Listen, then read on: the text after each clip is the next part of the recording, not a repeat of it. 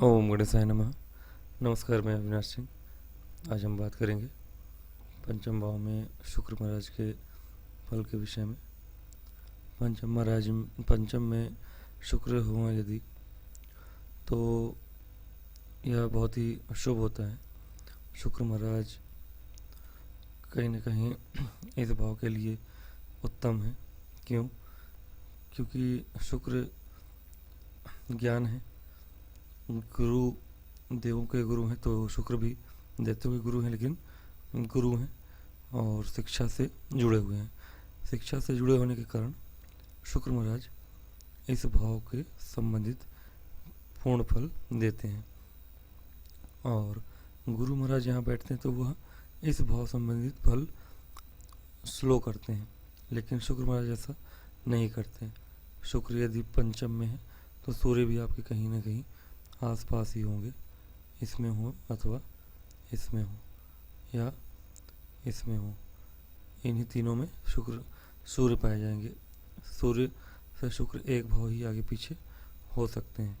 तो शुक्र महाराज हमारे ज्ञान है, वैभव है, प्रेम है, और हमारा ये भाव जो है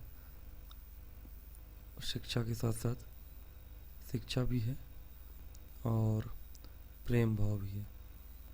तो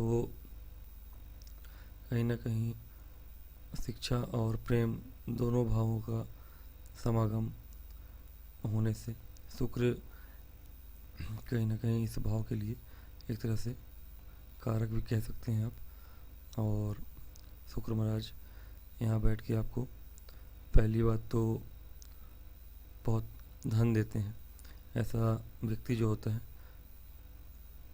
पूर्ण धन का मालिक होता है, और पूर्ण धन का मालिक यानी संपूर्ण धनाढ्य होता है। क्यों? क्योंकि शुक्र महाराज का एक जो दृष्टि है वो आपके लाभ भाव पे पड़ता है, और शुक्र की दृष्टि लाभ भाव पे होना मतलब आपको सारे वैभव प्राप्त होते हैं। लाभ भाव पे उनकी दृष्टि है, सप्तम दृष्टि। और कहीं ना कहीं शिक्षा भी शुक्र की वजह से आपकी अच्छी होती है। ऐसा व्यक्ति जो होता है वह बहुत ही बुद्धिमान होता है, क्योंकि वह पढ़ा लिखा होता है, बुद्धि चातुर्य उसमें अच्छी होती है।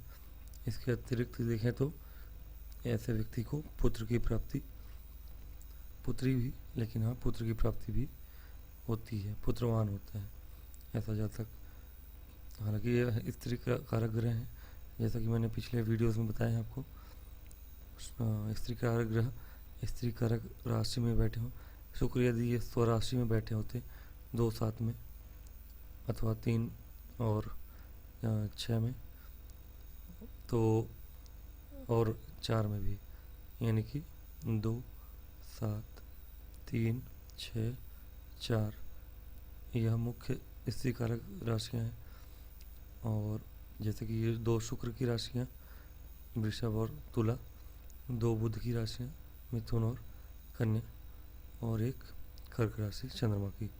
तो इन राशियों में अगर शुक्र बैठ जाए यहाँ पर और किसी पुरुष ग्रह की दृष्टि ना हो, तो स्त्रियां कन्या संतान आपकी अधिक होती हैं।